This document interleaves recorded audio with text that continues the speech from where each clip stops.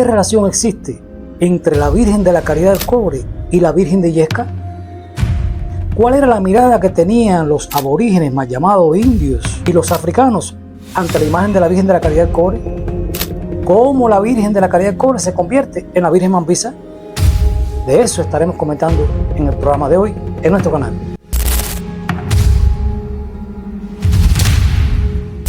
Y para responder a estas preguntas tenemos que acercarnos al año 1612. Dos indios, más llamados indios, sabemos, aborígenes, y un joven pequeño, casi adolescente esclavo, van a la bahía de Nipe a buscar sal.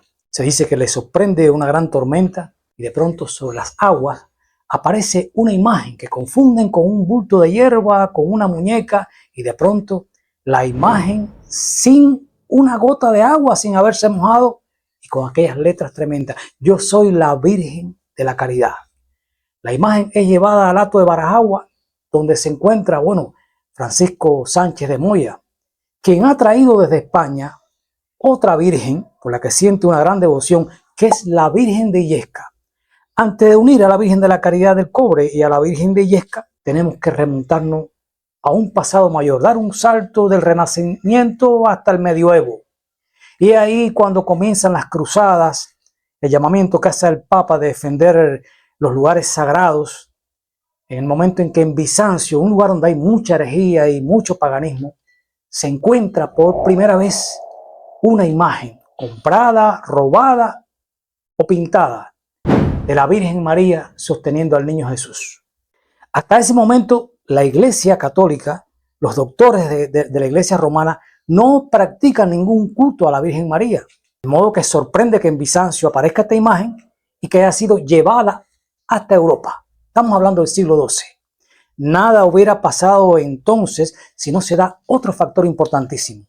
Y es que en el siglo XII, los grandes trovadores comienzan a cantarle a la mujer. Porque la mujer deja de ser la culpable, la cómplice de la serpiente, la que lo echó todo a perder en aquel jardín del Edén, y por tanto comienza a perfumarse, a vestirse y a adquirir el rango de señora.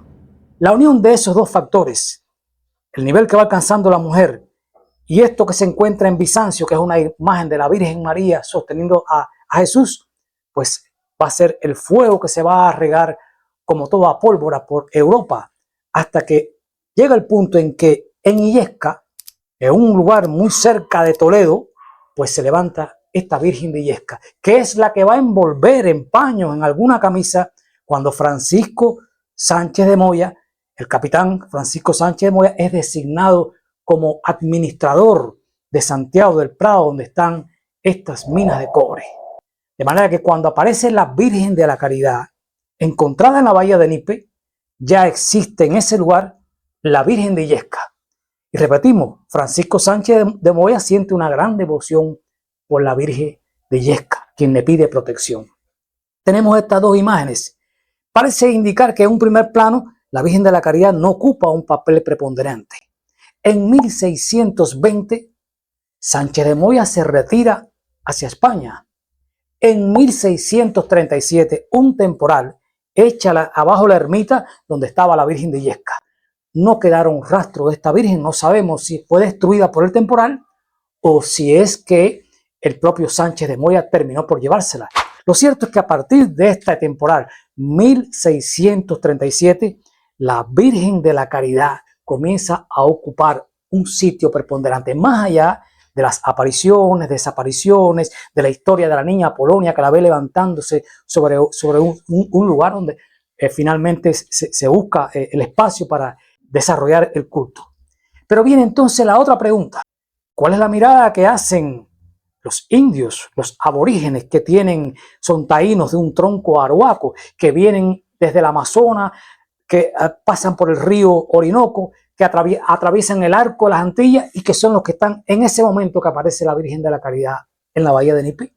¿Y cuál es la mirada de los esclavos africanos que han traído? Aquí suceden dos cosas, son dos miradas diferentes. Primero, los aborígenes, los taínos, cuando ven a la Virgen de la Caridad, a quien ven personificada, a quien ven materializada, es Atabey, que a su vez tiene un sincretismo que la empata con Oreú, la madre de las aguas. Están por tanto recordando un poderoso símbolo que tiene que ver con su propia cultura, con ese pasado que quedó roto de la cultura aruaca. Los africanos, cuando ven la Virgen de la Caridad y los blancos le dicen en misa a decir Ave María, ellos decían Ave María, pero en silencio, sin que el blanco lo escuchara, lanzaban bajito, casi como un susurro, Ochun Yeye. ¿Y quién era Ochun Yeye? La Señora de los Ríos, una de las deidades más importantes del panteón yorubá, que tiene distintos caminos. Ochun Yeye Moró, ella es la prostituta perfumada. Ochun Añá, la que ama los tambores. Ochun Cayode, la alegre bailadora. Ochun Edé, la dama encantadora. Ochun Acuara, la que prepara filtros de amor. Ochun Funke, la que puede dar hijo en vientres secos. Ochun Fumike, la que lo sabe todo. Ochun Cole Cole, la temible hechicera. Esta Ochun, como vemos, tiene distintos caminos. No solo es la Señora de los Ríos. En algunos avatares, para la cultura yorubá, es también la dueña de las bahías y de la orilla del mar. Tiene entre sus atributos el color ámbar, los metales dorados, el coral, entre sus alimentos la miel. Ochun y la miel. La miel para Ochun, la película cubana importantísima. Quizás en algún momento hablaremos de esa película. Tiene además entre los atributos de los alimentos la calabaza. Le gustan los dulces hechos con huevo.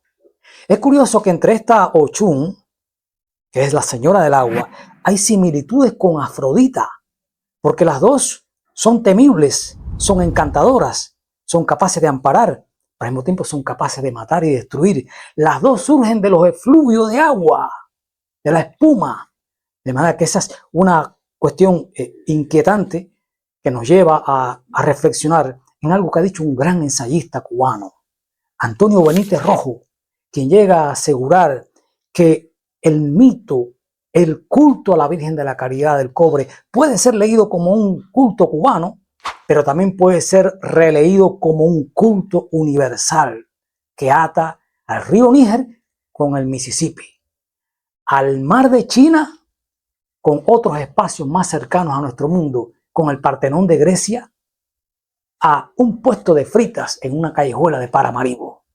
Así que todos estos flujos marinos están mezclados y eso le da una universalidad. Ya habíamos visto cómo la Virgen de Illesca, como todas las vírgenes, tienen desde el siglo XII un antecedente que nos lleva hasta Bizancio. Claro, la Virgen de la Caridad del Cobre, encontrada en la bahía de Nipe, los llamados los Tres Juanes, y que Juan Moreno llegó a dejar un testimonio de aquel hallazgo, nos dejan silencios y preguntas inquietantes. ¿De dónde salió la Virgen? ¿De Europa? ¿De un barco europeo? ¿La puso allí la divinidad? ¿O de nuestra propia América? Y las preguntas resultan más inquietantes porque en 1982, en una de las restauraciones que se le hacen, el arzobispo de Santiago de Cuba, Pedro Meuriz, llegó a decir que la pequeña cabeza de la Virgen estaba hecha con pasta vegetal o de maíz. Pero si es de maíz, la Virgen de la Caridad no puede venir ni de España, ni de Flandes, ni de Alemania.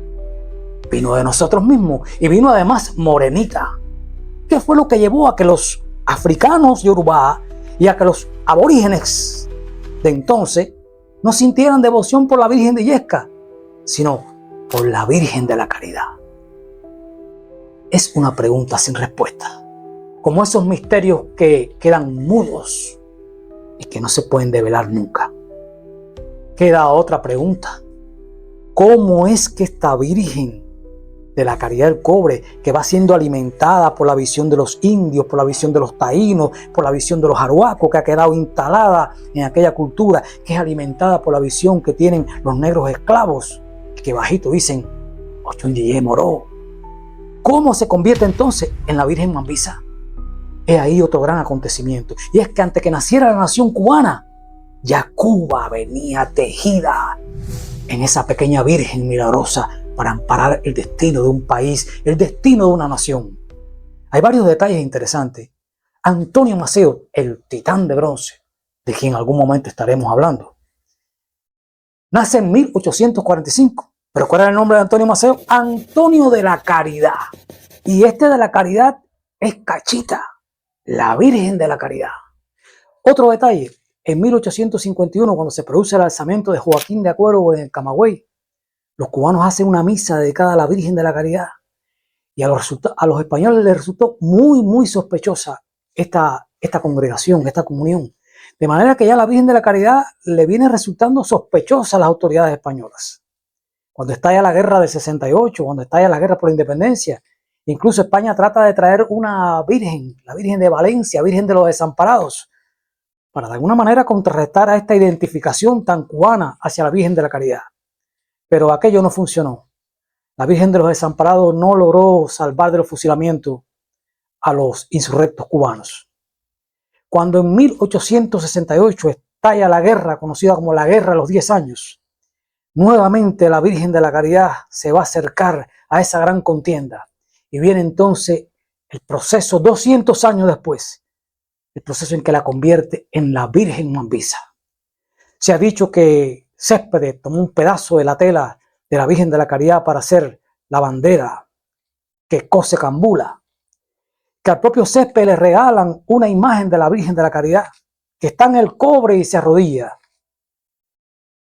Antonio Maceo, como ya dijimos, andaba con la Virgen de la Caridad en todos los combates, en las dos guerras. Ignacio Mora, quien dejó un diario interesante sobre aquella gesta, dice: no había fuego para encender los hogares cubanos, pero había velas encendidas a la Virgen de la Caridad.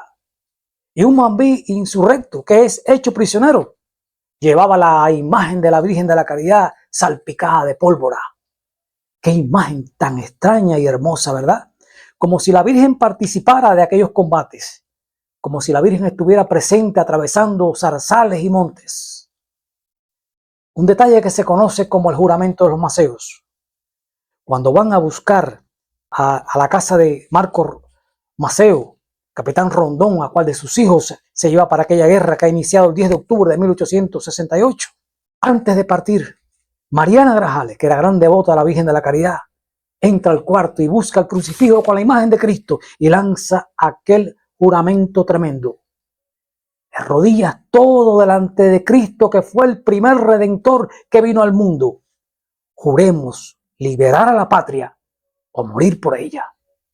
Eso significa que en la historia de Cuba, en los orígenes de la fundación de la nación cubana, nunca hubo contradicción entre el amor a Dios y el amor a la patria.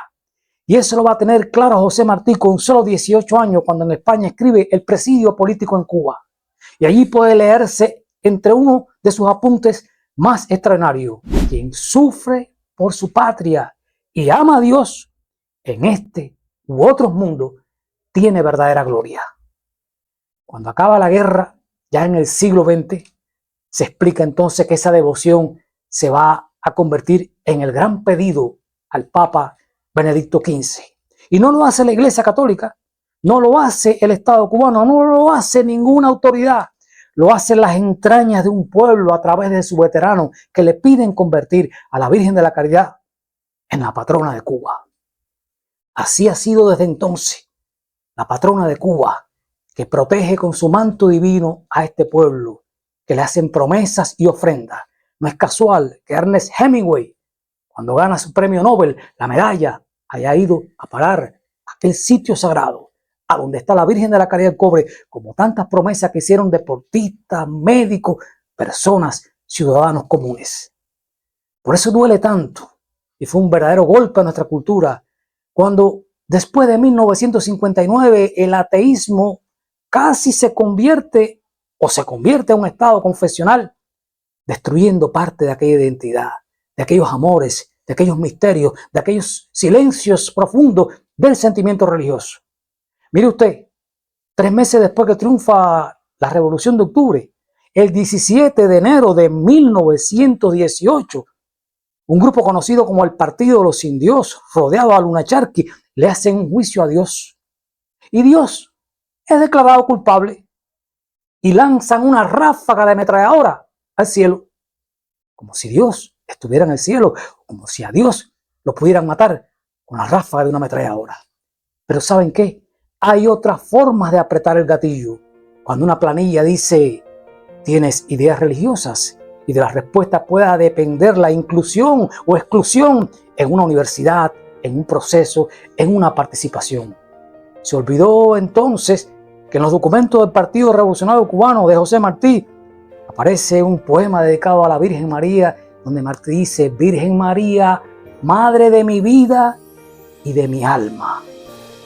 Nada ni nadie puede destruir los fundamentos de esa espiritualidad profunda que une a todos los cubanos, a los de todas las orillas, a los de todas las ciudades, a los de aquí y a los de allá, a la orilla de los cubanos que siempre estamos con las manos extendidas para decir a Dios que le pedimos al manto divino de la Virgen de la Caridad del Cobre.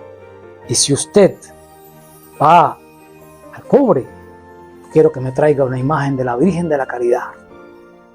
Este ha sido un espacio donde hemos abordado una de las raíces fundacionales de la nación cubana, la Virgen de la Caridad, el origen de una identidad. Estos son trazos de Cuba donde tartamudea la voz de mi pasado.